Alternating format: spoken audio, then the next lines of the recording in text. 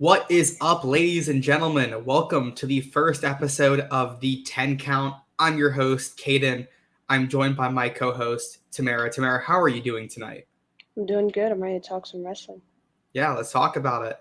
There's no Aew Dynamite tonight. It's on Saturdays for the last week and this week due to the NHL on TNT, the first few weeks of the NHL being there. So we're going to just talk about what's gone on the last few days in wrestling, what's coming up tomorrow, Saturday, Sunday, whatever these next few days are. So let's get into it. We got a lot to talk about. Let's talk about AEW Rampage. So on AEW Rampage this past Friday, October 15th, I was there for Rampage and Dynamite in Miami. So I got to see these matches. You lucky buck. Yeah, let's talk about the buy-in first. So the buy-in saw Santana Garrett and Ty Conti, Bobby Fish taking on Lee Moriarty, which Lee Moriarty did sign with the company after that, so good for him.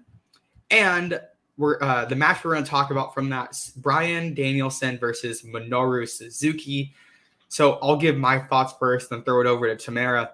This match, I don't know how it felt to be at home for it, because there were a lot of moments that I thought were just like the standoff, throwing punches back and forth, but it was built for the crowd there. It was built like a house show match for sure. I felt it throughout. I was like, this is weird that they're putting this on YouTube. It just kind of struck me as something a little weird. I think that match was already booked like that specific way for that crowd. I think it just would have been shown as a dark match and not been put anywhere. But you could see kind of throughout it that it was not really meant to be on TV originally. It was definitely a dark, like a house show match. But overall, I really liked it. It was awesome to see Danielson and Suzuki fighting for the first time in, I believe, like 10, 15 years in an AEW ring in the United States, getting the El Kaze Ninare at the top of my lungs with a crowd of people in Miami. I know some people were saying that no one was singing and that nobody cared who Suzuki was. It was loud in there for Suzuki. What? Like, I heard people, like, and I'll go over this because I'm going to talk about our friend Jeff over at Hammerlock Hangover. I'm gonna go through some of the tweets that I saw from him this weekend that I can like that he talked about the crowd that I can directly counter. So First Tamara, of all, Jeff must have Optimum online because his internet was trash and it lagged, so he couldn't hear the cheers going on. Because I definitely did. Not only was the crowd hot, the live chat was hot. If you were in the live stream, they were really really hot for this match. Do I really have to say anything? We know Suzuki, Murder Grandpa. Danielson has told us, when you see me in AEW, when you see me in these other promotions outside of WWE, you're going to see me return to pro wrestling, but you're going to see a brutal side that you probably didn't know is something that I had if you just followed me in WWE. They made this match brutal without really any weapons, without really any blood. They just made it brutal through just like two guys tearing each other apart. Like Danielson sold that elbow like he got shot. Like he took a thing straight to the cranium. Like they hit him with the elbow, he just dropped. And I was like, and it was at that moment I was like, this match is gold because it's not something you would see on TV. It's like you said, like this is not something you would see in WWE. You could possibly see this in New Japan, but if you are a American fan, you're like, I have a reason to tune into this. This is unique. This is cool. And who doesn't love Bryan Danielson and who doesn't love Suzuki? So I think this was gold. Yeah. This match was very Suzuki style, not Bryan style. If you watch Suzuki's matches in New Japan, it seems like most Suzuki matches wrestle a Suzuki style rather than the opponent's style. He very much dictates how it's going to be wrestled. And you can notice that immediately in this, where it was slowed down, very hard hitting, just a lot of back, like I said earlier, it's a lot of back and forth hitting. It's not a lot of chain wrestling sequences. It's very basic. I am going to hit the shit out of you. That's all it was. I'm gonna chop the shit out of you, and your chest is gonna be red. Like, so it's that's why that's the best way to put it. It was a Suzuki style match. Like it was brutal without like gore. Does that make sense? Like, and he's like a master of that. I really love this match. I mean, what can we really say? Yeah, it's one of my favorite matches. This whole weekend had a lot of matches that were like my favorite that I've ever seen in person. Very good overall. That ending, Bryan hitting that flying knee, I did not expect that at all. Like, it Did you caught me not? by surprise. I was not ready for him to hit that knee yet. I did it catch me by surprise. Well, yeah, in the match, the way he set it up, it did catch me by surprise. But I was like, when are we gonna see the knee? It's true. I thought he was gonna make him tap out when he had the label lock in originally. I was like, oh, it's over now. And then Suzuki was able to like do like the little interesting roll up. Yeah. But I mean, we'll talk about this when we get to Dynamite and we get through Fish and Danielson. And actually, let's go segue right into that. Let's go into AEW Dynamite. Actually, we'll go through Rampage. We'll talk about that in a little bit, actually. But yeah, when we get to it, I'll talk about what I want to talk about. Yeah, we're jumping. I'm excited. We're jumping the gun here. I know. I forgot that Rampage happened because Suzuki and Danielson was so good. Let's go into Punk and Seidel. CM Punk and Seidel is a controversial match, to say the least. I think most fans, and let me talk. Okay, I think most fans can agree. Wrestling fans can say this is a good match, and it was a very solid match. But people continue to complain about CM Punk's role in AEW. They say that he's not doing anything. There's no storyline for him. He's getting pushed down the card with who he's wrestling, going from Darby to Hobbs to Garcia to now Seidel. He's not the lowest on the card he's ever been. And I'll counter that with going with what CM Punk said he is there to do. He wants to wrestle those guys. He does not want to be in a top program. Like, I genuinely don't believe he wants to. I don't think he wants to be in a program to begin with. I think he just wants to just go have these matches with people on TV, get the crowd excited for him, do commentary from time to time, and do his thing. I think that's what he's happy with. And as a fan, I don't have an issue with that. You go back to WCW Nitro, when they always began those shows with those cruiserweight matches. And they did a lot of those weren't real. Like, it was just to have that match to get the show going. Yeah. And that's what they've been doing with Punk recently on Rampage, is they start out the show with CM Punk's matches on Rampage, or him just being there, whatever they do. They start it with Punk. That way Punk has this really fun match. It gets the audience excited for the rest of the show, and then you actually tell your stories later on. I don't think every wrestler needs to particularly have a storyline. Mm-hmm. I think it's okay for a wrestler to be building up a resume to get to that point. And when you look back at WWE, what we always complain about is these people are not winning. Like, they're just being thrown into the title shots. Everybody makes that complaint. And even with someone like a Jade Cargill, people complain, why is Jade not on our screen every week? Why is she not squashing people like Goldberg?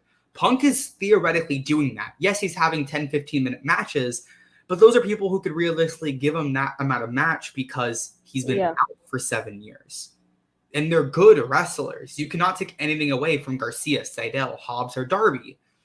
And I think there are people who could use the experience. Yes. Like, I mean, I agree with you. I originally made a face because I didn't know that you were going to go the way that you did. When you said the match was controversial, I thought you meant like people were torn on whether the match was good.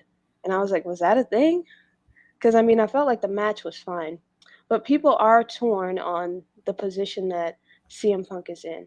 And I did say I agree with you because I do. There's nothing necessarily wrong with him doing what he's doing. I don't necessarily not enjoy it. And I mean, you could say what you want about him being pushed down the card, but he's helping build up young guys, put them in positions where they're on stages they've never been before against arguably a legend. He's one of the hottest names in the business, and they're in the ring with him. So by proxy, they're getting that clout, and it's giving them a stage to showcase what they have. These are all good things. Not that I disagree with you. I will offer this point of view. I know what Punk wants, and that's what he said he wants. I will say what I want as a fan. When I when I think CM Punk, like the CM Punk that was made famous by like the pipe bomb, the CM Punk that did the 2011 Summer of Punk, and he was out there shooting live on WWE TV, and he was on Twitter blocking everybody, speaking his mind, doing it. That's the CM Punk that made him CM Punk.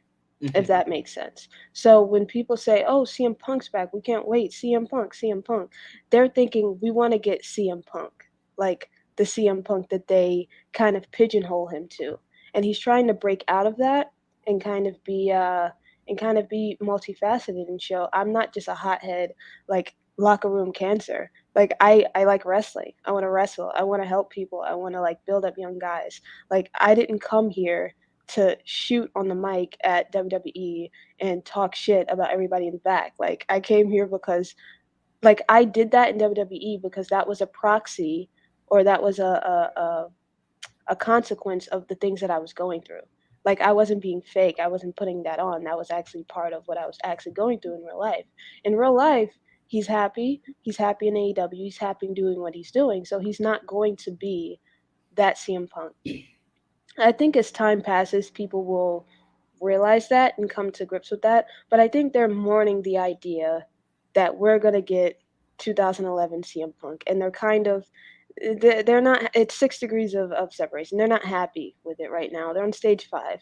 I hope they come around and that, they'll see that this is not all bad. Mm-hmm. Oh, and the match was good. Yeah. I would say I forgot even about the match, but the match was good. Like both guys are older now, but I would say that this was better, if not the same as their 2010 match. And I think Punk was a heel in that match. And it was kind of reminiscent with like the calf kicks from Evan Bourne when he was hitting him in the leg and it was really, really hurting. Matt Sydal was doing that in this match as well when they were like grappling in the air. And Mm-hmm.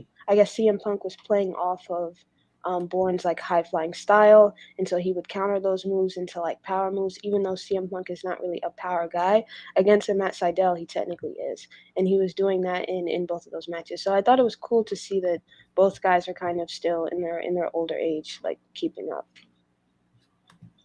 Yeah. All right. Well, let's move in to the main event of AEW Rampage this past Friday. Inner Circle taking on the Men of the Year with Junior Dos Santos. So the Inner Circle, we got Guevara, the TNT champion, Jericho, and Hager. And then obviously Men of the Year, Ethan Page, Scorpio Sky, Junior Dos Santos.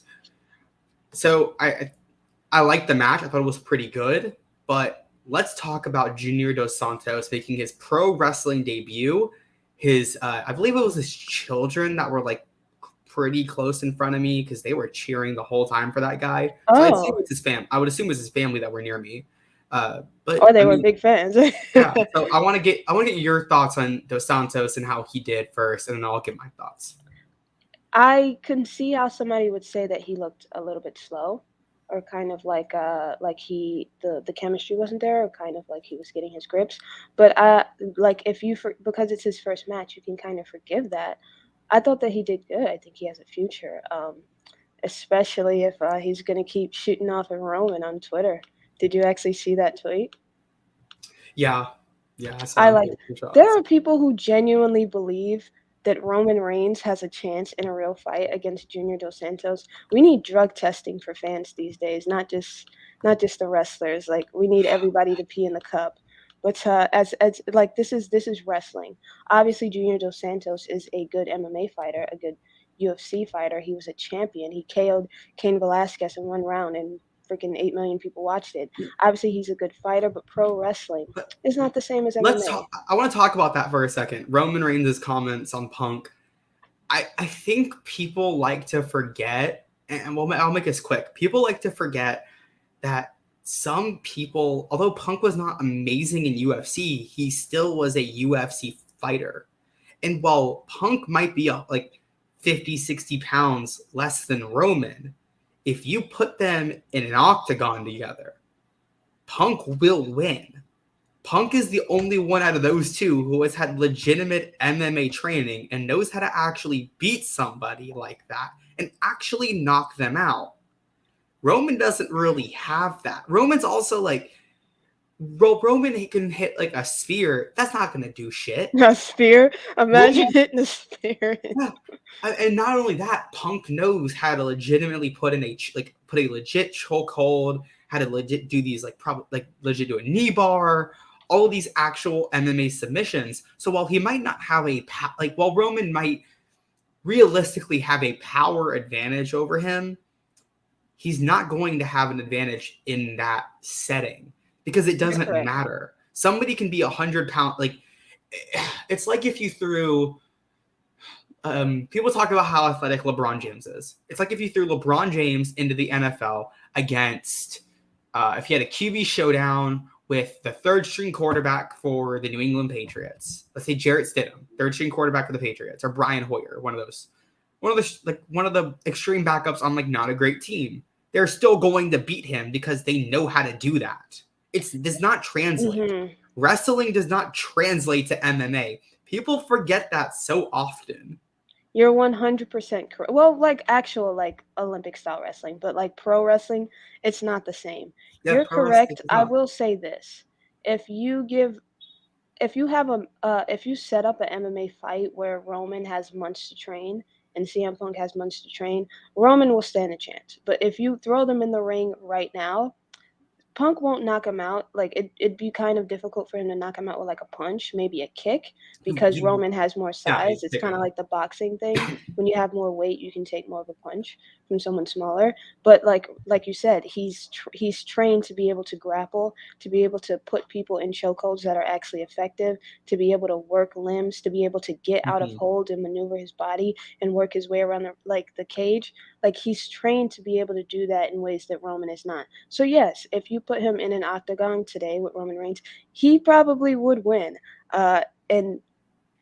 And that's not to say that Roman's saying, "Oh, somebody 200 pounds soaking wet. Nobody believes that he can do anything to me." I'm like, well, that might be true. People might actually believe that, but that's not necessarily the case. What people believe is not always true, right?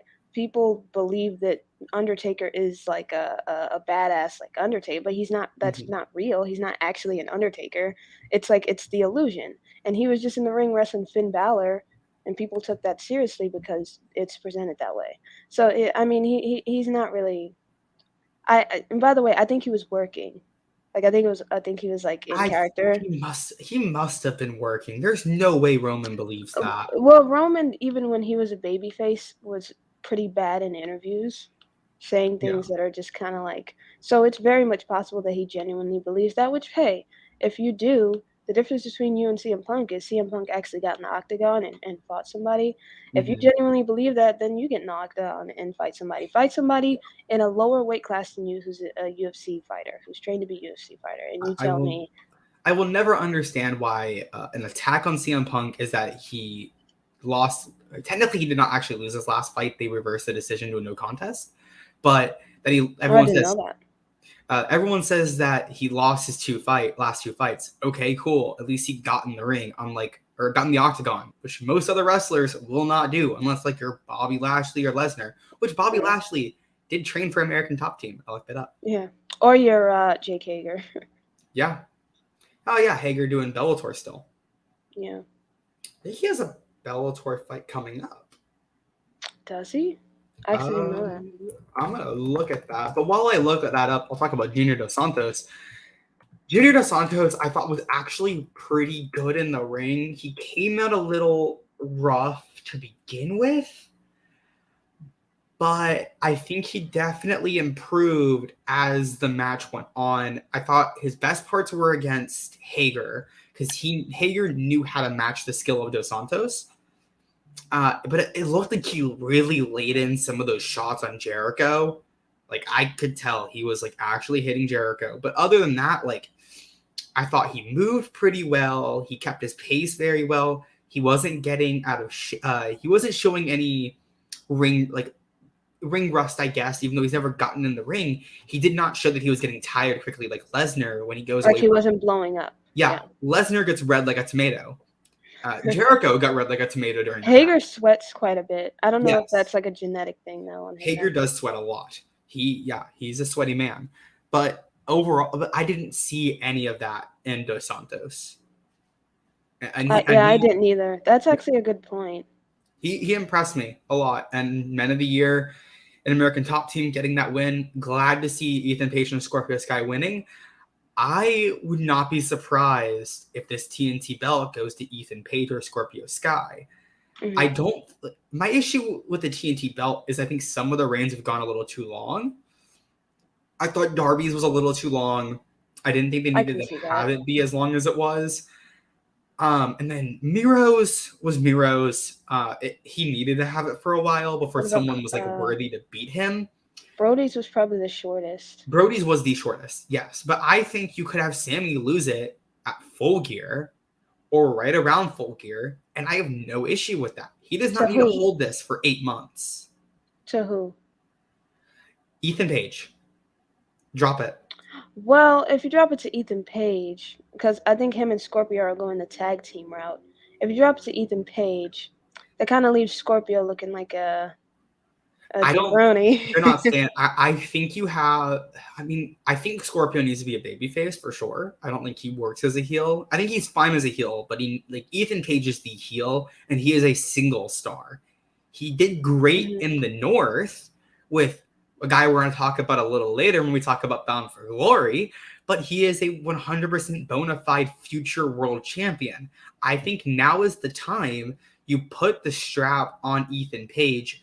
You have Scorpio Sky kind of be like a lackey for him for a little bit. Like they're like a tag team, but Ethan's the champion. Or you could do a situation where they share the championship. I would not have an issue with that. I don't love gimmicky things like that. But I don't have an issue if it's like that team holds the championship and either one of them has it. And then that leads to a feud between the two where Ethan Page is all ego and cannot stand having somebody else with him sharing that belt. I see. Or you have Scorpio Sky, like have Ethan Page. There's a few routes. You can have Ethan Page lose to Sammy and then Scorpio Sky be the one to take it off of him. Or you do a 2-on-1 handicap because and when we go through Dynamite, we'll go right. Let's go into Dynamite. We talked about what we need to talk about, but let's talk about this Inner Circle and American Top Team promo. The American Top Team said that if Jericho wants his match, there's going to be demands that they're going to have for Sammy. So what if that demand is it's a 2-on-1 handicap match and Scorpio Sky pins Sammy to win the belt and all ego Ethan Page gets jealous. And then, like in a few weeks, turns on him and takes that belt from him for himself, and you're done.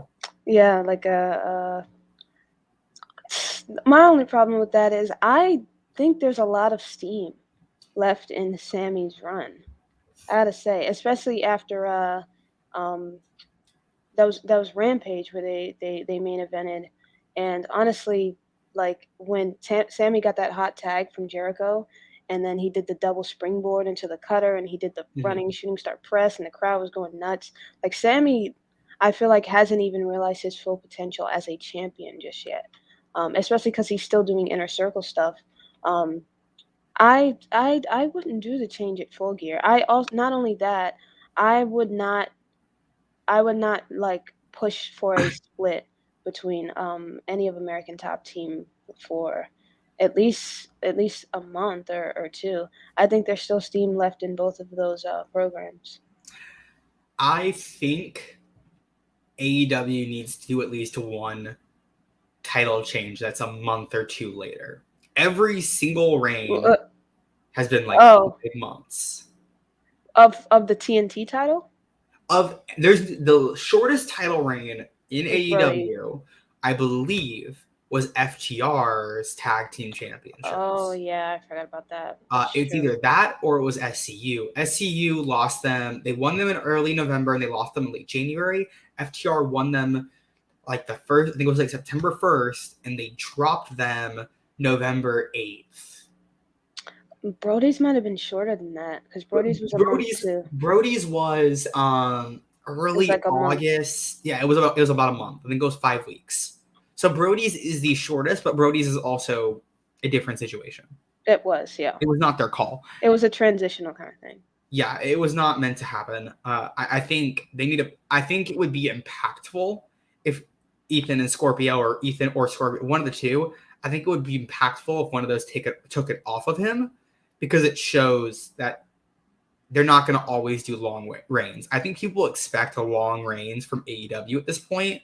So the first few matches that a champion has, you're not expecting anything to happen. Like you're just not like when they did Phoenix and Kenny a month after Kenny won that belt, you're like, oh, Phoenix isn't going to win that match. Well, that's because that was Ray Phoenix.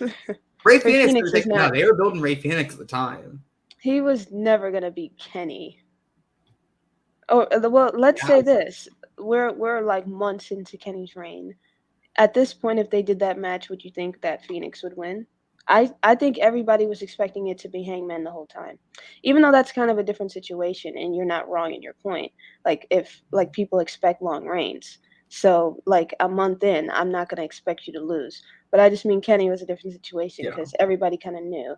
Like So actually, I think Kenny's Twitter uh, banner has been Jericho Moxley, Kenny Hangman yeah. since the inception of AEW. People kind of knew that it was the And four of them. then I can change it to the Bucks. Like the Bucks, we knew they wouldn't lose at Revolution when they Yeah. defended against Jericho and MJF. I I think thought that they would though. That was interesting. I thought Jericho and MJF kind of had a wait, no, not Jericho and MJF. This was a different match they had with the Bucks where I thought that they were gonna lose and they didn't. Trying to think. Mox and Kingston. There we go. That was it That's was where I thought Mox and Kingston would win that one too. But I mean, like those first few matches that the Bucks had, you knew there was a long time where you're like, oh, they're not going to lose it yet. you're So right, I yeah. think if they can do a change, I know a lot of people did not see Sammy beating Miro. I did. I did, yeah. Because of Fuego. I was like, oh, they're building this. Okay, it's going to be Sammy. I think it's been built. There's a build there. There's enough of a build to where you can take it off of Sammy and it's not, I don't think it's that big of a deal. I think there's more showcase matches to be had, but I think you can do those with Ethan Page too. I'll tell you this, if they do that change, that is a huge momentum swing for Ethan Page. I'm I not think, exactly sure where Sammy goes from there, but Ethan Page is full speed ahead because, like you said, he's crushing like such a hot baby face. That's heat. Actually, them beating Inner Circle in that match was great heat because the crowd was hot for that match, and then they just had their spirits crushed. yeah, I mean, it's deciding on, we're going to move on to the next thing in a second, but like this really just depends on who they want to, like who's their guy. Is it Sammy or is it Ethan? Which guy needs to come first? Like, do you need the heel or do you need the face first? And that's the biggest question there is like, it really depends on like what they're laying out next. Yep. And that's really going to matter. I think so. I think Miro's taking the belt off of Hangman pretty early. I think probably Revolution or Double or Nothing. Like, I don't think Hangman's reign is going to be long. I think it's going to be I think it's going to be the shortest reign so far. I think so too. I think That's it true. doesn't need. I don't think it needs to be long. It's about the moment of him winning. I don't think it's about him having a reign. It'll be Miro or MJF. MJF's a good one too. I think it's got to be Miro. I And agree. I think there is weight in the Miro Sammy rematch.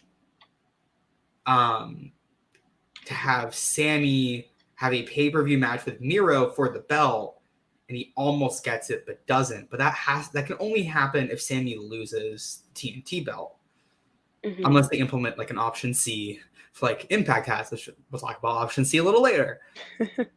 I mean, there's so many options we can go here. It's armchair booking. Let's go ahead and talk. Let's get back on track. Let's go through Dynamite. So Dynamite had Fish versus Danielson. Great match. I don't think there's anything like really to say other than like I'm glad Brian's using the heel hook. I think that's awesome. Yeah. And Fish is the heel. He signed. He's a heel.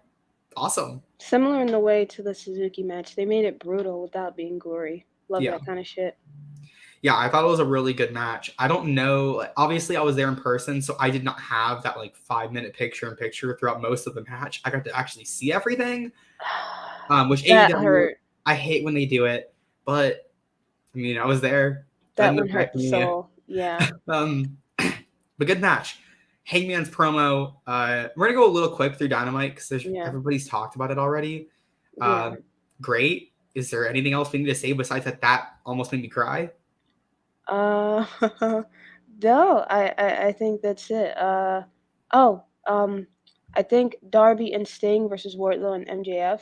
I think that we're gonna see the Wardlow turn in that match.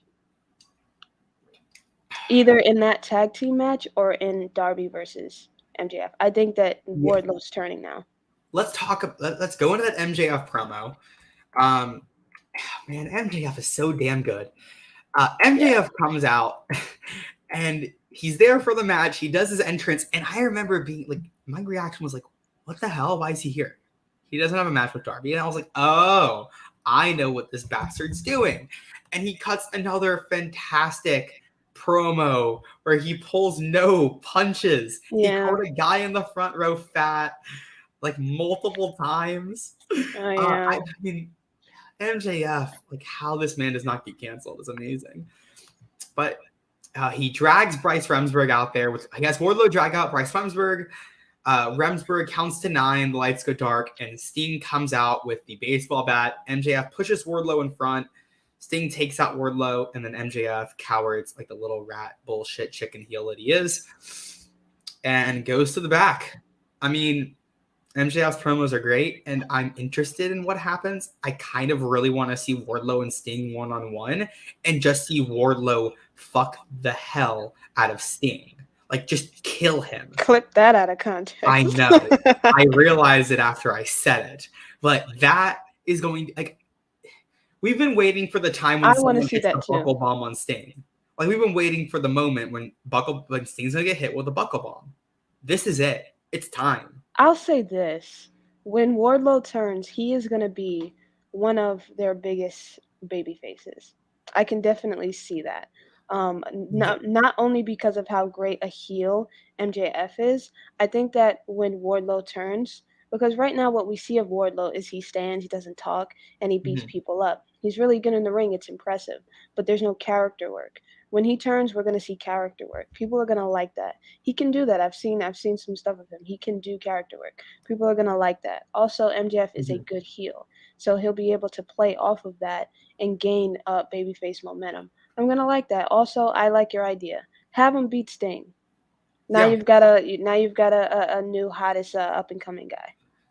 I think you could add to that build between Wardlow and MJF by having MJF tell Wardlow to hit the buckle bomb on Sting.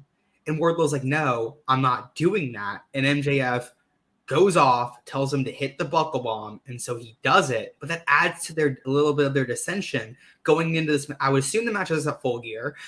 Going into that match, and I think Darby beats MJF, and that's where you see the turn.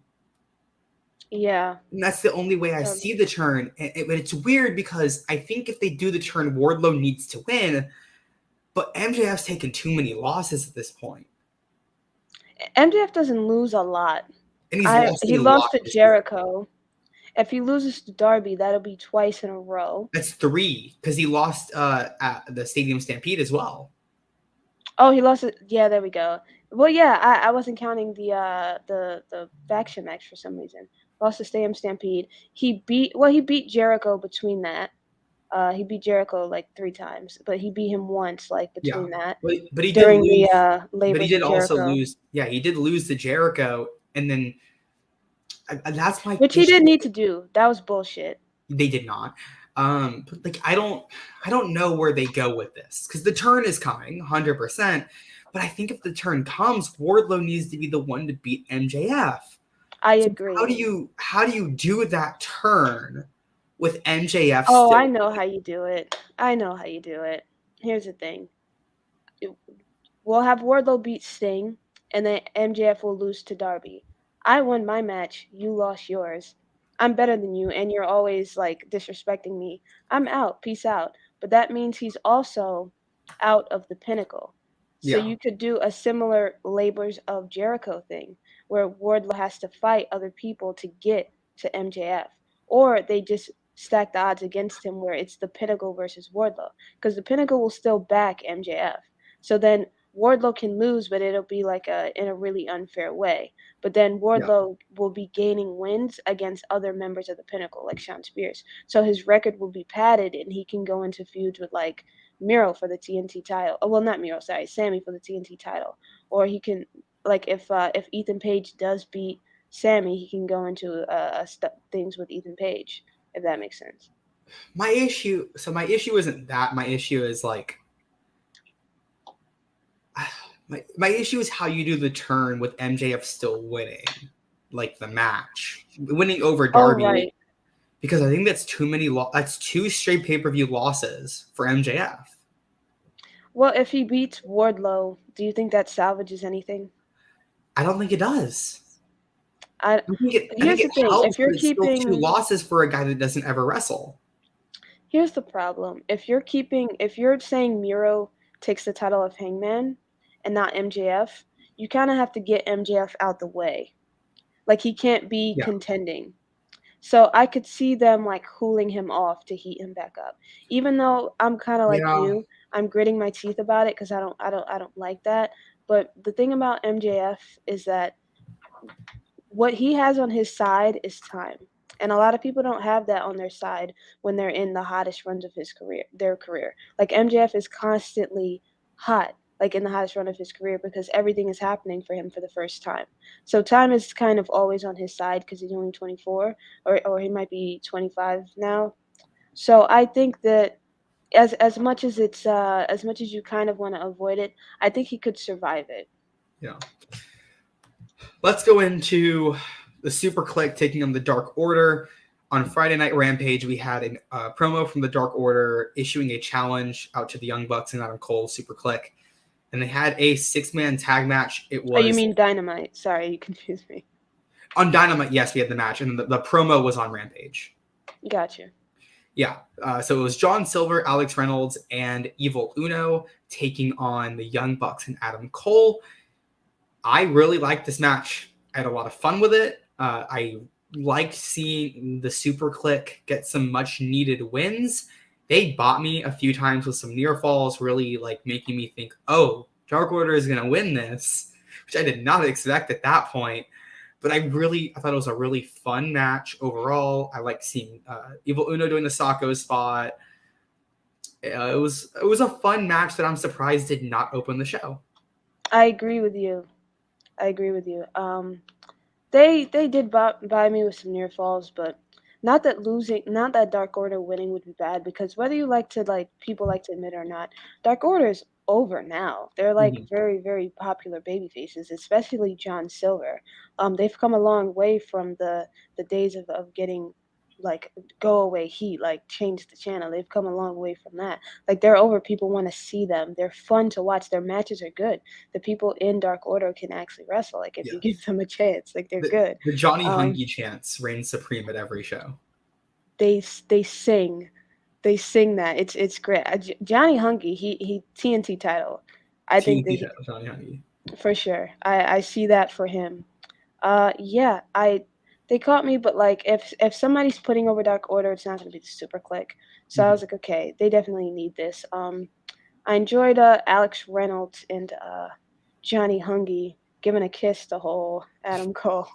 I've always loved Adam Cole's comedic acting in wrestling. I've always thought he's Yeah. been really good with it, and you saw a lot of it like done really well in the Pat McAfee feuds, like what he did on Pat McAfee show, which I just watched the other day again, and like his timing is so good because he gets the kiss and then he's like, and like turns to the Oh, side.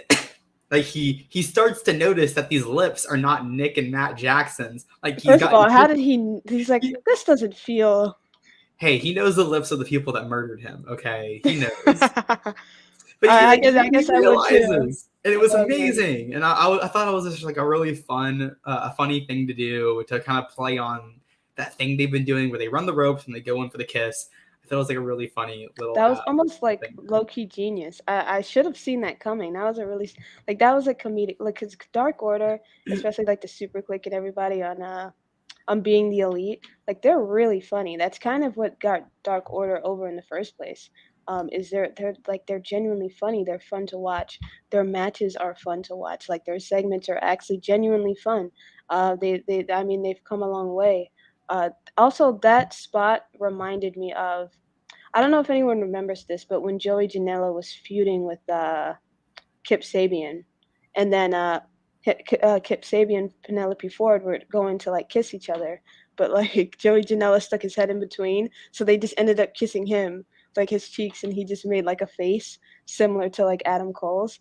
I'm like, the fact that AEW has like two of the same frame, I'm like, what is this show? That was really funny to me. Yeah. So let's move on to Malachi Black and Dante Martin. Ooh. This was a very good example of AEW low-key squashing somebody, but also doing a very good job of putting them over. I was incredibly impressed with how well Dante did.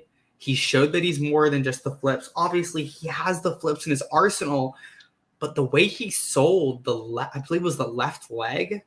I made sure to keep track of it to make sure Malachi would go after it, because I noticed a few weeks ago that Anna Jay and the Bunny had a match, and the Bunny went after the wrong shoulder. So now I've started to keep track of it.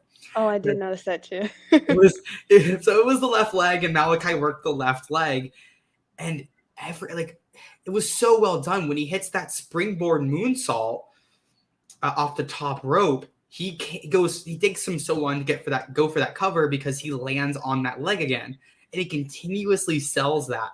So he did a very good job of selling a body part throughout a match, and it might seem very simple, but for a high flyer, people like to talk about AEW not telling stories within their matches, and I always counter with, they do. You just don't think about it. And that was the story of this match, was Dante Martin trying to get that win over Malachi to prove that he had something, but then he was also dealing with this leg that Malachi was going to attack. Yeah. But Dante, and then you add into it that Dante almost got past it, but Malachi can hit that kick no matter where he is in the ring, no matter what position he's in. Also, Malachi selling the ribs, which was also a very good thing he did as well. He sold an injury to make Dante look better. That's how they were able to go for as long as they did, was Malachi had an injury as well. But Malachi, even with his ribs hurting, even with being kind of pinned in the corner a little bit, not having that full wind-up space, still knocked his head clean off, and then just waited and waited and waited and went for the cover. And the little head nod from Malachi at the end, giving respect to Dante. Lio Rush on the outside looking disappointed at Dante. Lio Rush, Dante's promo later. They are doing, Malachi's character is perfect. And there's more I want to talk about. I know more about Malachi than everybody else does right now. And it's amazing. But, they're doing so many good things with Malachi Black. Oh, right, because you got it. Because you went to the show. And I cannot say anything, but they are doing Malachi Black exactly the way WWE should have done him. Yeah. They screwed up that character so terribly. And it could have all been so simple. Yes. And I will never understand people saying, Black wasn't over. It was the fans. No, Black was over. Go watch NXT. And I get NXT is not the same audience, but they were over because of what he was presented as in NXT. If he was never presented that way, he would have never gotten over in the first place in front of 16,000 people when I was there at NXT TakeOver Phoenix, when I saw 16,000 people singing his theme song. What happened was they brought him up, put him in a tag team, and then screwed up his character for 2 years. That's the issue that he never got over. Nothing with him himself, because fans wanted to like that character. Let's not skip over that. Fans look at Malachi and they see a badass, and that's what AEW has done so well with his character. They have presented him as a badass. Whether he wins in 2 minutes, 5 minutes, 7 minutes, 10 minutes. It does not matter how he wins. He comes off looking dominant through every match. He controls 75% of every match he is in, and then hits that black mass and knocks their head clean off. I also want to add in, for anybody saying he goes too long with certain people, Malachi's doing it on purpose. He wants to torture his victims. That's why he does it. That's them not paying attention to the products. Yes. That's why I went, that's okay. I was like, that's intentional. He said that to Brock and Lee Johnson. He was like, if you don't lay down for me, I will make this match go as long as possible and make your life a living hell. He does it on purpose to kill the guys. That's why. Dante, he wanted to actually beat, but he had the rib injury, so it took him a little longer. Their storyline, they explain it. Just pay attention. Watch the product. I've noticed a lot of criticism would be addressed if people watch the product. I noticed that a lot with AEW, but the Black Mass might be the best finisher in AEW. I gotta say. Oh yeah. If not, maybe like what's the Judas effect. Even though I feel like the Judas effect is not like the Judas effect is very protective, but I don't like the. I mean, it's an elbow. You know what I mean? So I'm like, I don't really like that. Like, I do think the Black Mass is a fantastic finisher because it's the amount of power and the way he does it. Yeah.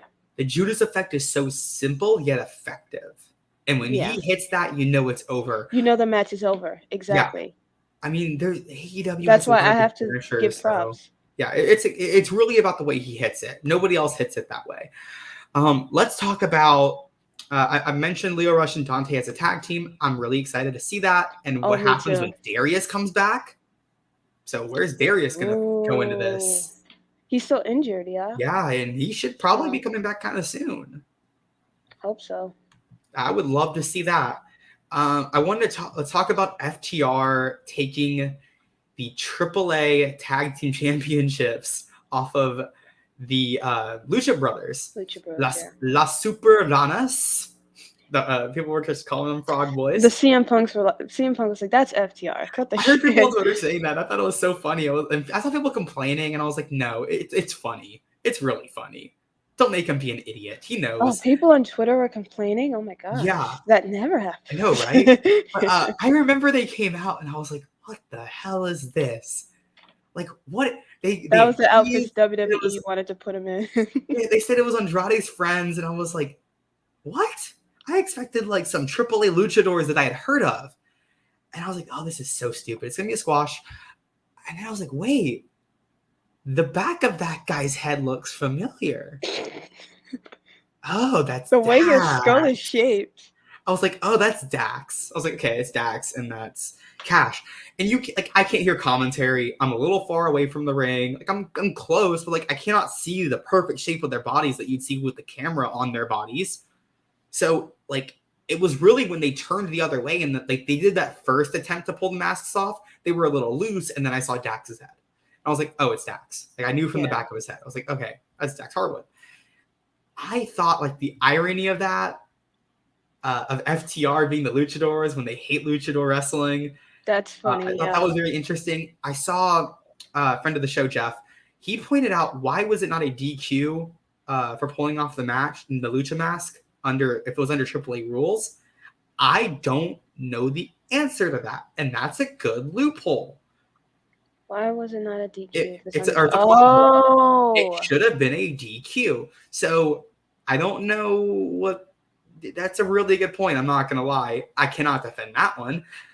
But I think I love that FTR won this with a little bit of cheating, obviously. But I assume it sets up another match between these two at Full Gear for the AEW championships. If not, I don't need it because we just had it. But I would like to see like an actual like long match with a clean finish between these two teams.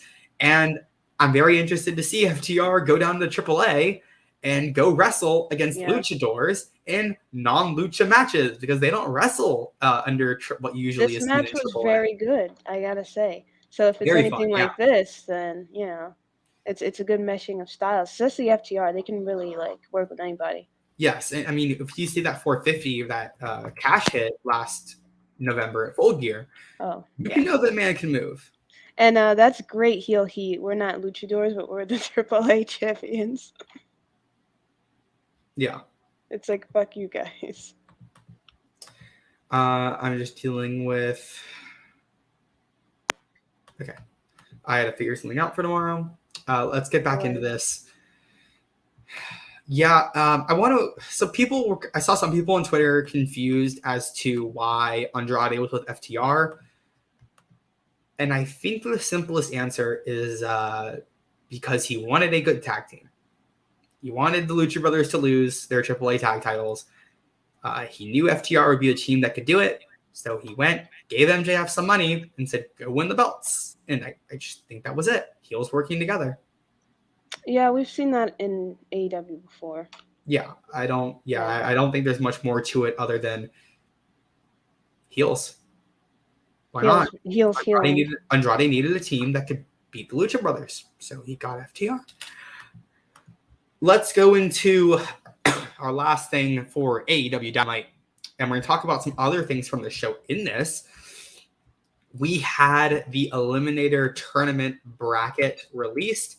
And I'm going to pull it up because it was not AEW. I'm going to pull this up so I have it right in front of me because my show notes did not have it for some reason. I missed it. But, okay, so here is the World Eliminator Tournament. On Rampage, we will see Orange Cassidy take on Powerhouse Hobbs. On Dynamite, it will be this Saturday. It'll be Dustin Rhodes and Bryan Danielson and Lance Archer versus Eddie Kingston. And then Dark Order's 10 will take on Jon Moxley. I would assume that's on Rampage next week, although I'm not 100% sure. They did not. I don't think they've said that so far. But the winner of 10 and Moxley will face the winner of Cassidy and Hobbs. The winner of Dustin and Bryan will face the winner of Archer and Kingston. And then the winners of those matches will face each other in the finals at Full Gear. I was disappointed in this bracket. I'm not going to lie. I thought this was a very disappointing bracket. In what way? 10. Dustin Rhodes. Well, he has the record. Because, I mean, as much as I don't want to really see 10 in a something like this, if we're going to say, like, the wins and losses matter, technically he belongs there, like, if you look at the rankings. So it would be kind of, like, backhanded for me to say get 10 out of here. Let's pull up I'm pulling up the rankings now. Yeah, go ahead. Okay, so the rankings in 2021. Where's 10? Where is this guy? But we'll talk about other guys, I guess, while we're talking about 10. Yeah. But I mean, we know the issue is, like, we know Moxley's winning. 10 is 30-7.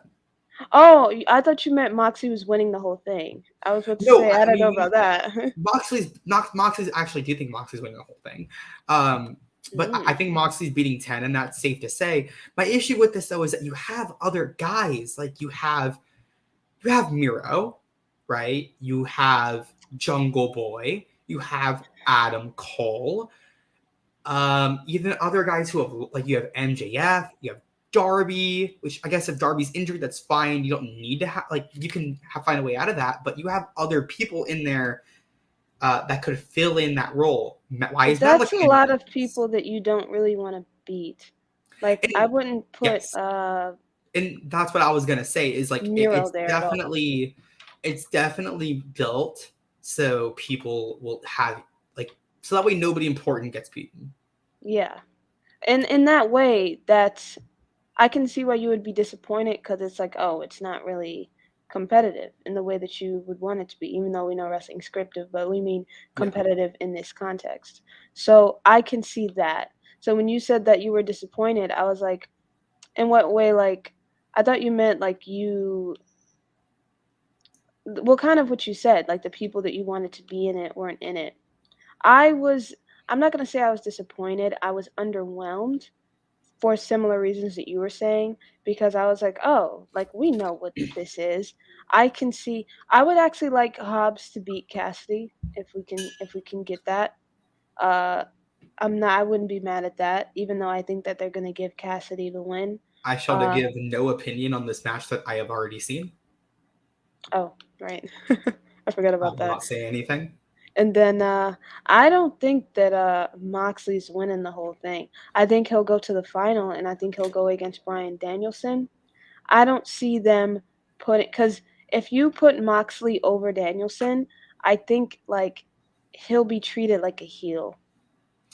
So let's talk about Moxley and Yuta. Yeah. Because that leads into my points for some of this. I think there's, like, Moxley squashed the hell out of Wheeler Yuta. My portable battery, like my portable charger, got kind of lost under my seat. So after Moxley's entrance, which was like right next to me, so I went and stood up and watched it. I get back. The bell rings. I go to look under the seat. I grab my portable charger and I sit down in my seat and the match is over. That is how short it was. I think it was like 25 seconds. It was 25 seconds. Moxley like got out of there immediately. Moxley is turning heel. Like you saw it last week. He is becoming a heel now. Like it's without a doubt. But then you also add in that, like, they basically told you who was going to be in this semifinal for the eliminator bracket by having this match. Because Orange Cassidy gave that look to Moxley, and it basically, like, confirmed that we're seeing Moxley and Cassidy in the semifinal. Even though I would like to... Oh, well, that's true, because if you're turning him heel, you need him to be the babyface. That's a fair point. So yeah, they're not going to give it to Hobbs, even though I would like them to. I'm not saying like who won. This is my opinion before I even watched that Rampage match. Like this was my opinion going into that Rampage match of like, there's no way they don't do it. Like they already gave us a setup for Cassidy and Moxley, so that's why they did it. They did it for Moxley to go beat Cassidy in a as brutal manner as he beat Wheeler Yuta to solidify Moxley's heel turn. And I think people don't really see the heel turn coming because he just got the new music. Wild Thing, that is face entrance music. It is. Honestly. I could see him being a heel with it. I don't know it would be his music. It would be like a bittersweet kind of thing. It's like he's coming out to Wild Thing, but like it's eerie because we know he's about to go in there and be brutal as fuck. So it's like, what the heck? That's why I say him beating Bryan. I'm like, people are going to boo him. Mm-hmm. And so I'm like, that's turning him heel. I'm like, generally, if he beats Bryan, he's turning heel. That's what you need to do. Yeah, that's a good point. I think Moxley, and you also have to think about what's next. The next major show should be Winter is Coming in Jacksonville, where Kenny Omega took the title off of Moxley. So what if that could be the match at Winter is Coming is Hangman and Moxley, where Moxley tries to regain the title that he lost a year ago at that event. Heel Moxley. That's a great story arc. Yeah. I would love to see that. I think it works very well. There's a lot of little like story parallels. Moxley having that first ever AEW match, or first ever pay-per-view AEW. That was his first ever AEW match.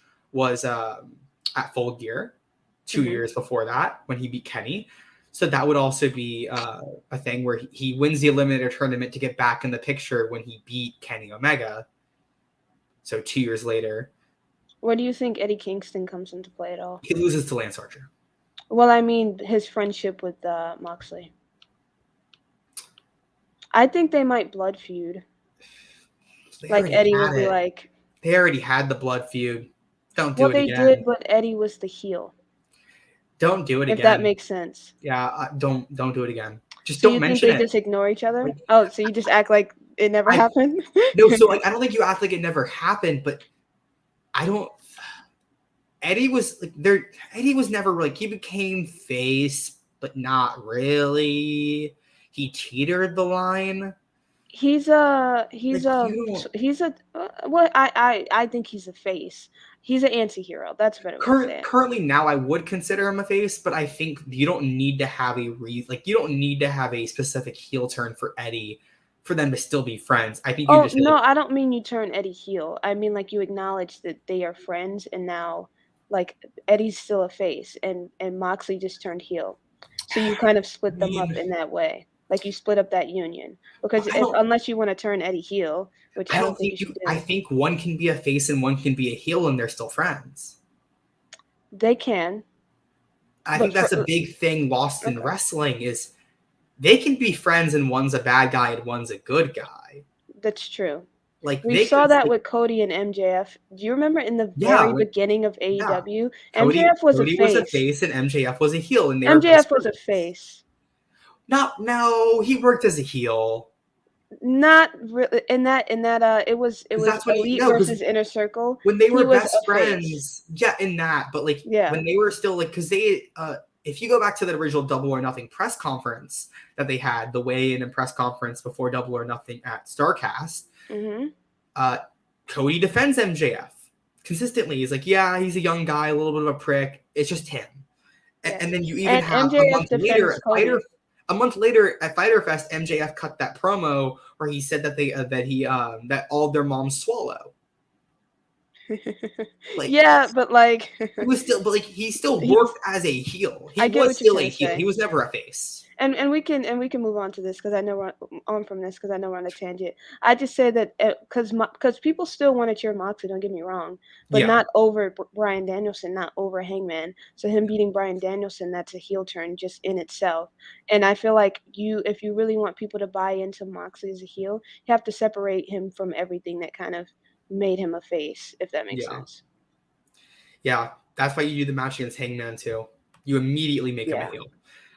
So that was Dynamite. For time wise, I'm gonna skip over Tony Khan and Eric Bischoff. I don't think there's anything. I don't have anything to say about that. I really don't care. Like at this point, we can skip it. It's and if people don't know what we're talking about, it's drama between them. They've been going back and forth for a long time. It's kind of a saga, but yeah, I mean Tony Khan is backing up his words, and he's winning in the demo, so it doesn't matter. Yeah. Let's talk about WWE Crown Jewel, which is tomorrow, and I will not be watching. I'm sure you will not be watching. Hell no. If anybody is in the comments that will also not be watching, comment that you will not be watching, because nobody should watch this show. It's absolute bullshit that they're still doing the Saudi Arabia shows. I get why they're doing it for money. It's still very unethical. Let's run through this card and talk about what we think about it before we talk about the show itself and how we feel. Universal Championship, Roman Reigns taking on Brock Lesnar. Very well built. Like, I actually think the show has been built very well, to be honest. Should be a fun match. What do you think? They built this match up very well. I've heard nothing but great things about it. And say what you want about Roman, this is like the best run of his career, and you can't really go wrong with Brock Lesnar. So this is a great main event. This is a WrestleMania level main event. Yeah, I love that the roles are like I wish I was not boycotting Crown Jewel because I want to watch this match really badly. I wish it was not at the one show where I just don't feel like I can watch it.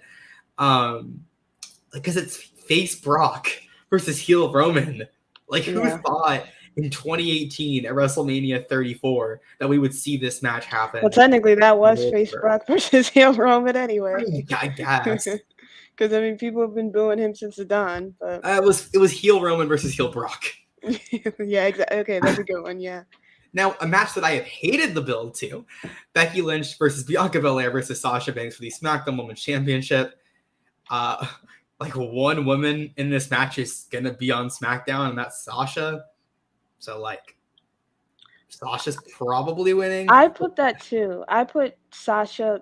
Well, I put Becky Lynch in a possible Sasha. I see Becky Lynch wins, and then you do a title swap with Charlotte. Yeah, since Charlotte Sasha wins and keeps it on SmackDown. Bianca is in this match to take the pin, and that's sad.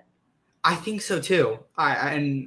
They have jacked up the doing the draft 3 weeks before this show was an idiotic move, and overall they destroyed this women's division. They've given us good matches, but let's talk about the shit finish after shit finish after shit finish after shit finish after shit finish. Let's talk about SummerSlam. Do we all just gonna forget that Becky Lynch squashed Bianca Belair in 20 seconds? That bullshit. Was number one, bullshit.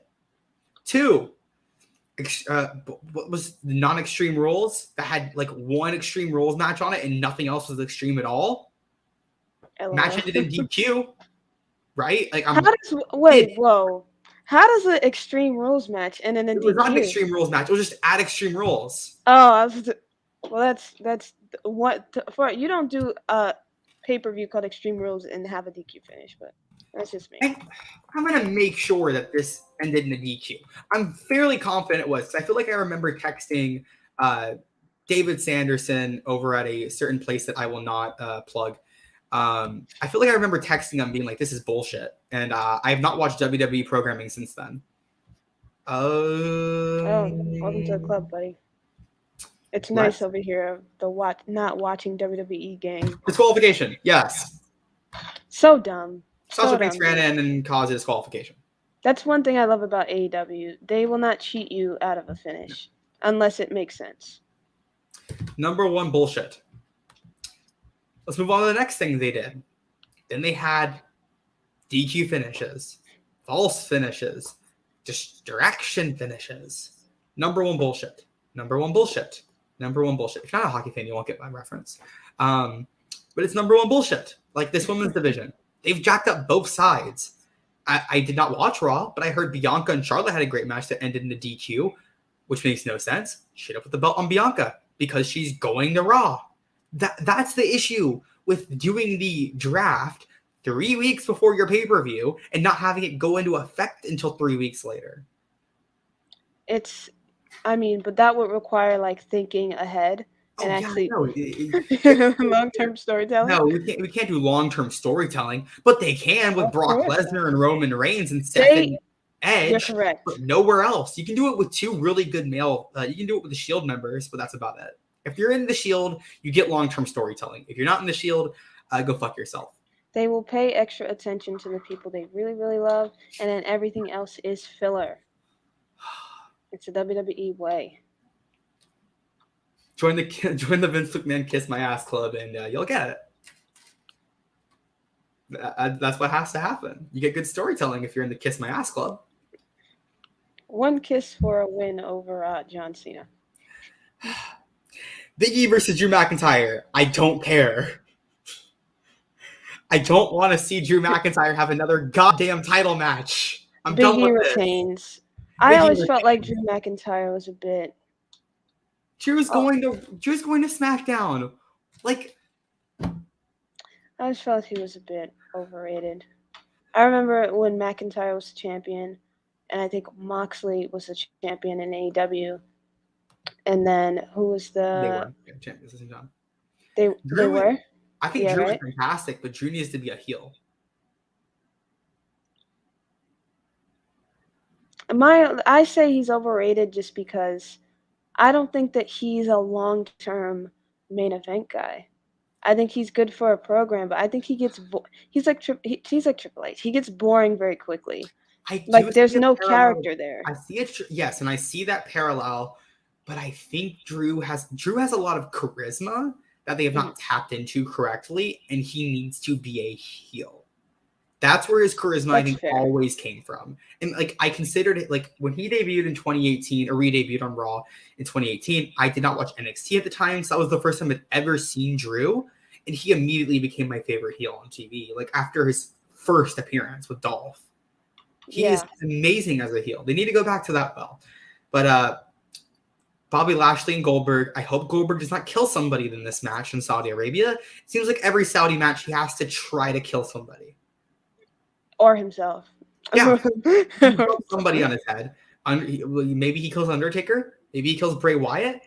Oh, Bobby! I really hope Bobby Lashley has steel plates in his neck for this match. Oh he needs to be ready. I put Goldberg wins. He's going to try to do it. He's going to go for the jackhammer and drop Bobby Lashley on his neck. This is the time that somebody dies in Saudi Arabia. And Bobby Lashley is a beast of a man. That guy is huge. Goldberg, you're not who you used to be. Don't. You might need to get a new finisher, low key, my guy, if you're going to keep doing matches. Completely off topic. I want them to interview Bobby Lashley and ask him about how he feels about Dan Lambert in AEW. Since he trained under him.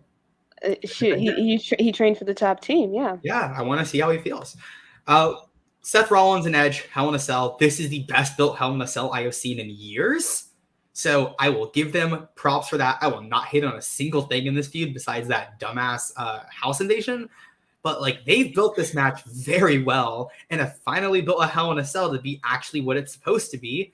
I think Rollins is winning this, but I actually am really happy with the storytelling they did.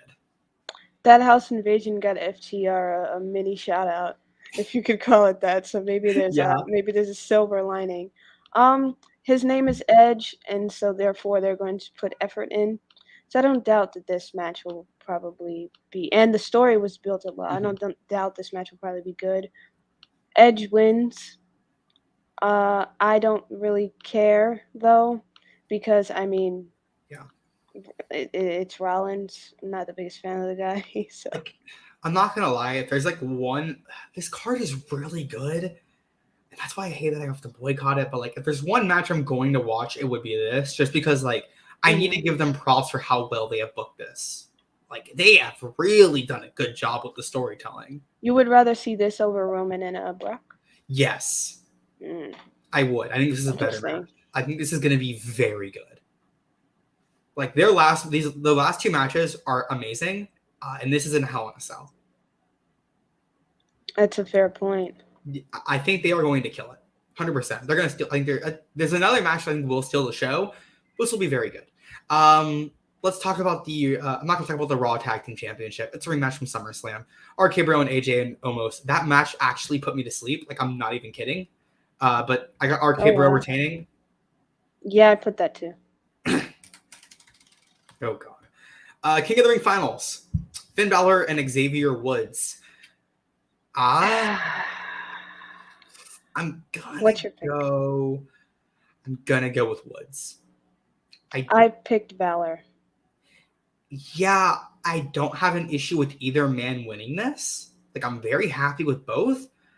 I want Woods because I want a Balor heel turn. Like, I want heel Balor on the main roster. I think that's the only route they can go with him because I'm not sure what else you do. Since he already lost to Roman as a face and he lost the NXT Championship as a face, I think the route you go with Finn is you turn him heel by losing to Woods. That's the thing, though. I think that, and I feel like me picking. Oh, hold on. I feel like me picking Balor is like a minority pick. I feel like most people are gonna pick Woods, especially with Woods going around saying that like being King of the Ring is like his dream since he was a kid. I think they're gonna pick Balor, one, because it's safe. They like Balor. They've proven that since they called him up and made him the first Universal Champion. They like Balor. Also, like you said, where do you go with Balor from here? I don't think they want to turn him heel. So they think, oh, let's give him King of the Ring. They think that's him doing something.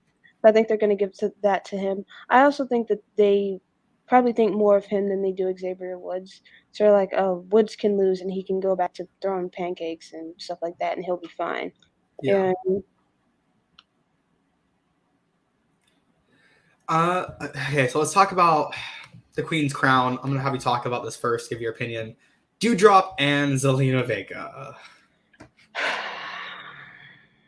Okay. The winner of this match is Saudi Arabia for this great propaganda that they are going to get for acting like they did something by having a 2-minute women's match. Oh my goodness, Saudi Arabia, you are too kind. You are so progressive. You are too good to us. Women get to go into your ring dressed from head to toe in cloth. Of course you can. If you're showing your ankles, you're a whore. Dressed in head to toe in cloth. No ankle showing. And they get to go out there and flop around in the ring for 2 minutes max. 2 minutes max. But we're progressive because they're out there. But progressive. We're progressive. Yeah. Excuse me. We don't kill journalists. We are practically Canada. Okay. Yeah, we're gonna fly in a ton of journalists for this show. Give them free ringside seats. We're gonna bring in we're gonna let the women wrestle because that's like. We're going to turn the camera to the deadpan women in the crowd just looking like this. I do this every time. I'm always That's hilarious. I always love watching the people laying on the couches on ringside. It's all just a bunch of couches, and I'm like, what the fuck? Like, what? And they actually showed that. Like, what did you think you were doing here? So the winner is Saudi Arabia for the great optics that they think they're going to get from showcasing these two women on screen for a grand total of 2 minutes. We've come a long way from you can't come here at all and get in no damn ring to you can get in the ring for 2 minutes. Yeah. Dressed in our attire. No ankles. So I think Doudrop wins. But I don't know anything about Doudrop. I got to be honest with you. That's where not watching WWE comes for me. Worst name ever. But like, it makes me question why Zelina Vega signed. Well, I know why she signed because she wanted to be with Aleister Black. Well, then Aleister Black because she was tired of them being I separated, think he and got so she released. folded. Oh my goodness, she really should have stuck to her guns. I was genuinely disappointed, even though I understood everybody. It's a pandemic. Everybody needs a job. Everybody's going to do what's best for them and their lives and their families. But I was like, oh girl, we were rooting for Mhm. you, girl. Like that. I was We really were rooting for you. We all were. Everybody was. how dare you, like Like, the we were Tyra Banks all gift. waiting for her to show up in AEW as the manager for Why everyone. she didn't, I don't know. I don't know. Well, I I know don't that she was know. a non-compete, but I mean, like, why was that not the goal? Yeah. Like, they would have taken her. Like, there's a lot she could have done. Yeah. And then they released her husband, and I was like, well, that's on you. Like, fool me once, shame on me. Fool me twice, shame on you. You resigned expecting some shit to be different. That was you, Zelina Vega. I don't know what to tell you. She got out of there and then like got trapped back in. Yeah, I don't know if I don't think we need to even give any more thoughts on the situation because I feel like we just mentioned yeah. it enough in this conversation. I think people get the point. Yeah, we've gone pretty long. We were going to talk about Bound for Glory, but I just don't think anybody really like. I think Bound for Glory is going to be awesome. Like, I'm really excited to watch that show. TNA is, well, sorry, Impact is on a run. You They know, really they're like, are. It's good. It is a good program. Like, and I'm we can just interested. say, who do you think Cage or Alexander? Alexander. Same, and it Yeah, should be. it should be. They've been building to this. I'd heard rumors over the summer, I believe in July, people started like theorizing that option C would be used to get the belt on Alexander off of Kenny. This is back when Kenny had the belt, and then Cage got Oh, it, and then everyone was like, "Oh, I don't know where they're going to go now." And they're doing Alexander and Cage. That is going to be a very good match. I'm really excited to watch it. I think it's going to be awesome. But yeah, I think that's like the biggest thing off of Bound for Glory, though. for sure. That's The that's debut of the it. Inspiration. Excited to see Oh, how the they work. Iconics. Yeah, Yeah, the Inspiration. I'm really excited to see they're them. gonna get a win, I think, too. I think they will. I think they can take the belts off of Havoc. Yeah. Yeah, they have a good card. Good for them. Also, I think Rhino's returning to be with Heath Slater. Okay, so they've been teasing that. I think it's gonna be Braun Strowman. Oh, that's a I good think it would be take. Adam Scherr. That's a good take. I didn't even think of that. Yeah, That they've been would be teasing. that would be better than Rhino. Sorry, Rhino. That would be better than Yeah, Rhino. they've been teasing Rhino too much for it to be Rhino. I think it's gonna be Adam Scherr. Then poor Rhino. Imagine he's like, you've been teasing me, it's not even Yeah, me. Adam. It's Does Buddy Matthews show up?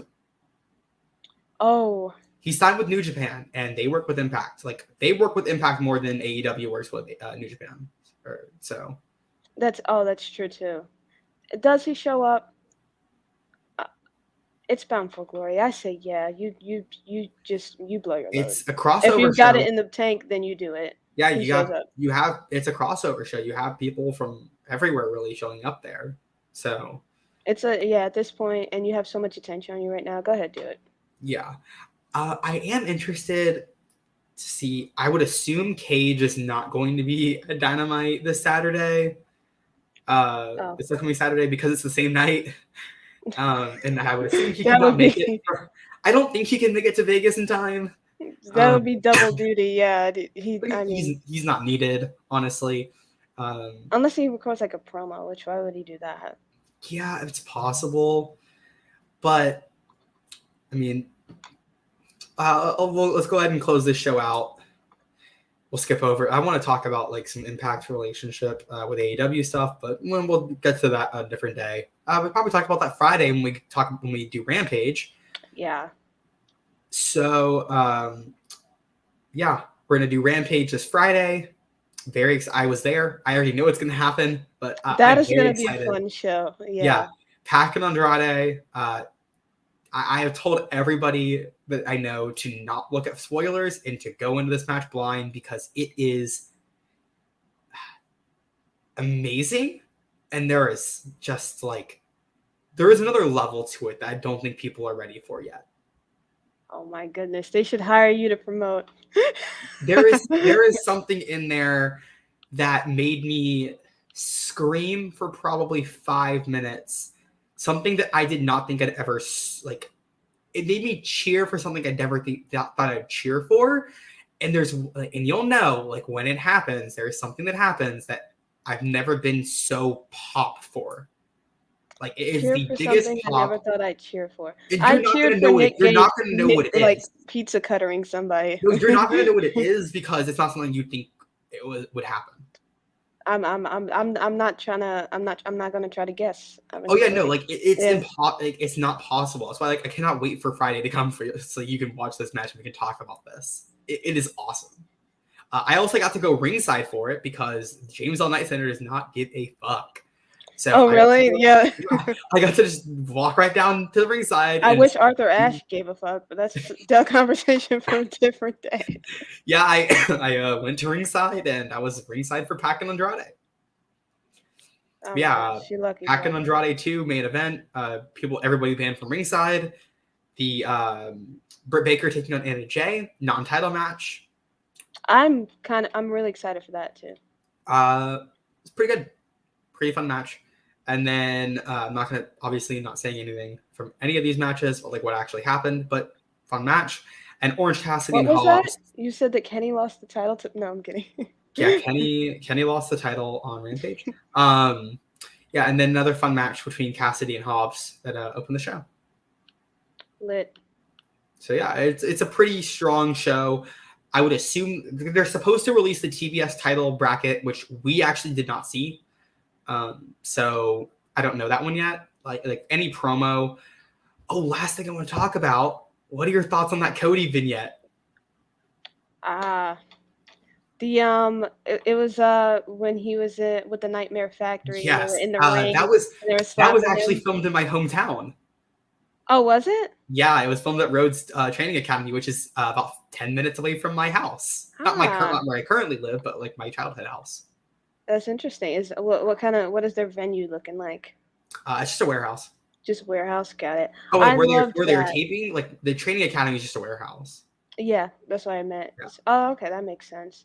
I love the vignette. I always felt like it's kind of like you're back in training camp. I always felt like this was something they should have done with like, what's somebody like say like a Zack Ryder in WWE. He was really really over. He was a babyface, and then he was getting beat all the time. Arn got a clock. And looking like a jabroni. I was like, it would be funny if they did video packages of him like training, like in training camp for a comeback, and then he comes back and he's like a whole new fighter, and he's like good. He's not like a jobber. Like, and it would make sense. And it's like, oh, he went back to training, he refocused, he changed his strategy, his game plan, and now he's better. I always felt like that was something that I've never really seen WWE or AEW do. I was like, that's like a very like simple story. And so I like that they did that with Cody, especially because Cody has been losing a lot, which is kind of like he killed his own momentum. I mean, at one point he was the top babyface in the business, honestly. Yeah. Killed his own momentum, but people will tell you that Cody Rhodes is like burying people and that he books himself always to win and shit like that, which is just complete fiction because Cody like never wins like big matches. Obviously he wins like against his last big match was beating a Go-Go. Yeah, was that a big match? No. Yeah, pay-per-view. Well, it was a pay-per-view match, but it wasn't. I consider it. I would say like that QT was a big match, first match in front of a different audience that was not Jacksonville. I think that's a big match. Oh, in front of an audience. Okay, I see, fair. But he's kind of relegated himself to like very lower end feuds. He hasn't been near the Codyverse. The Codyverse. Actually, that's true. He's relegated himself to the Codyverse, which is not me trying to diss people there, but I just mean his position is obviously dwindled. So I loved that. I loved that promo. I'm excited to see him transform into. I think he's being a heel without saying it. I think that's what's gonna happen. He's gonna lean into the booze. I have heartbreaking news for everybody. It's not spoil anything. Cody came out after Rampage, and he said that he was never turning heel. Well, yeah, he said that in interviews, though. I did see that online, though. Someone did spoil that, even though that was like a dark segment. Yeah. So it doesn't really affect anything because he usually comes out the end of every show. But yeah, he did say he said because the crowd was chanting his name, and he was like, "For this is why I will never turn heel." So I don't think he is. Do you know the character from The Boys that he cosplayed? Yes, I know when he exactly. came out? I know Homelander. Yeah, That guy is a good guy to himself. that's what I think he will But be. Like, I don't that's think what he's I was going to trying be to say. I don't think he's going to be a heel. I think he's just going to become like an edgier version of Cody. He'll be like it's like you said, he won't be a heel, but I think people will boo him. But I think that will be like kind of the intention. Like he's not being a heel, people just Yeah. don't like him. That doesn't necessarily make him a heel. So it's kind of like the character from The Boys. He's like, "No, what do you mean? I'm the good guy." But like people don't see it that way, but he's not actively being a villain. You see what I'm trying to say? Yeah. Yeah. Yeah. We got Cody and Malachi Part 3, which I'll be at this Saturday. I'm not going to say why, but I am very excited for that match right now. Were you excited for us to see it? I'm very excited for Malachi and Cody. Honestly, I did not, when they announced it, did not care, and now I actually. I remember you messaged me. I was like, me too. I'm not really trying to. Now something changed in my heart, and now I'm excited. Well, Ooh. Thank you guys for joining us on the first episode of the 10 Count. We'll be back on Friday to cover Rampage. We will see y'all later. Sayonara.